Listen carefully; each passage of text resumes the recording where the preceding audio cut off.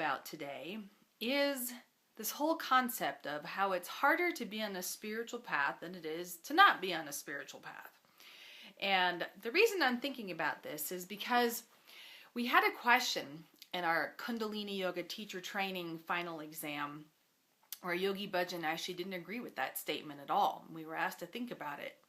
And it actually really got me wondering, what is it exactly that seems so difficult when in reality, when you're on the spiritual path, what you're doing is less. For example, if you're on really trying to focus on your spiritual path, it's a good idea, for example, to get up in the morning, sit, and meditate. Now, if you think about it, what are you doing? You're getting out of bed and you're sitting still.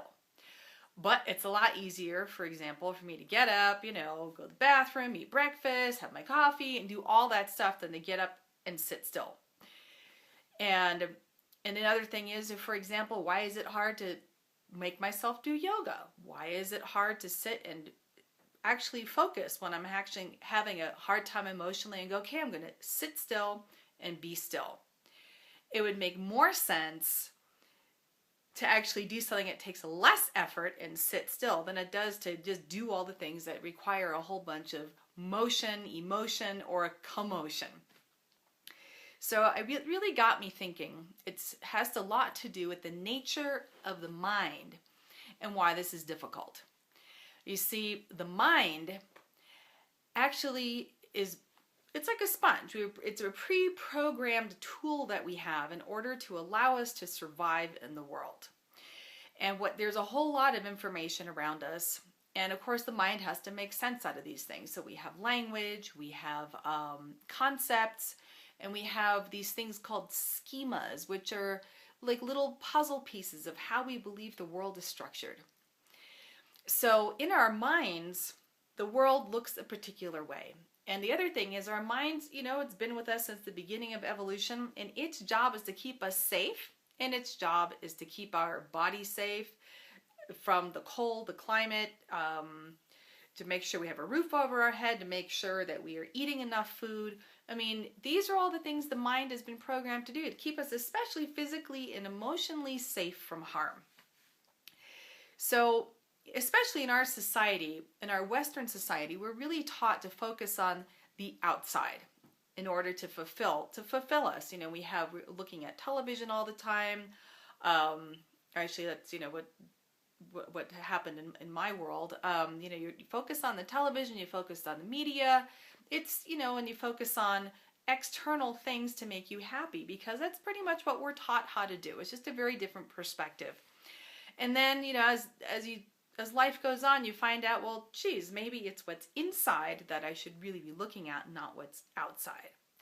So, but the thing is, the mind will get in your way. The mind's going to try to fool you because it thinks it knows what to do to keep you alive and to keep you surviving and thriving in the world. So what you have to do is say to yourself, okay, mind, I'm going to be okay, but I know if I shut you up a little bit that actually I'm going to get some real knowledge here.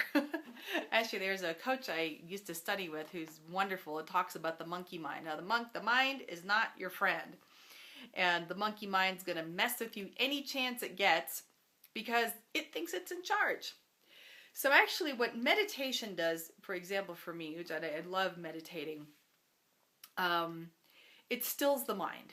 But it does take effort to do nothing. It takes effort to get up in the morning, sit down and go, okay, I am going to meditate. And it actually helps if you do a mantra, if you do a visualization, give your mind something to do rather than trying to sit still, like in a Zen meditation and think about nothing. That's actually one of the hardest things in the universe to do. And that is definitely, I have to say, I don't think I'm there yet, even after meditating since I was 17. It's very hard to think about nothing.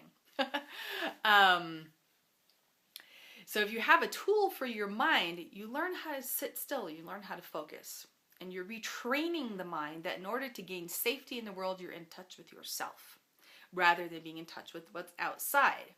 And as soon as the mind starts to understand that it's okay to sit still and not be moving around all the time, it starts to cooperate a little bit more. In the yogic traditions, they say this begins to take place around 40 days. Thankfully, it takes me about a week at this point. If I haven't meditated in a long time, I say, okay, I got to start my practice again.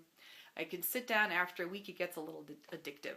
But if you've never done it, it might take about 40 days, and you're going to start getting addicted to it because you really like it. As you realize in not moving around, you're actually saving all that energy to use for other things. Because if you think about it, think about all the energy you're just using in your body. Let's talk about calories. If you're sitting still, you're not losing as many calories as if you're, running around the house all nervous because of what's going to happen that day. And also in the yogic tradition, they talk about prana, which is something that I've experienced, that feeling of when you're breathing in prana, you're not just breathing in breath. It feels sort of like liquid oxygen. But you also preserve that when your mind is more still. You have this experience of prana as well. And your prana then doesn't get used up, being in fear and, running around from task to task.